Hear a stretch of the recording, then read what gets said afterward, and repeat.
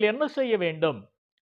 உங்களுக்கு 2 அங்கிகள் இருந்தால், 2 உடைகள் இருந்தால், ஒன்றை நீங்கள் வைத்துக்கொண்டு மற்றதை இல்லாத எளியோருக்கு நீங்கள் கொடுங்கள். உங்களுடைய உணவை நீங்களே உண்ணாமல், உங்களுக்கு இருக்கின்ற உணவிலே ஒரு பகுதியை எடுத்து ஏழை மக்களுக்கு நீங்கள் கொடுங்கள். ஆயக்காரர்கள் அவரிடத்திலே வந்தார்கள். வரி வசூலிக்கின்றவர்கள், நாங்கள் என்ன செய்ய வேண்டும்? உங்களுக்கு நியமிக்கப்பட்டிருக்கின்றதை தவிர கூடிய எந்த ஒரு தொகையையும் அவர்களிடத்திலே நீங்கள் வசூல் செய்யக்கூடாது.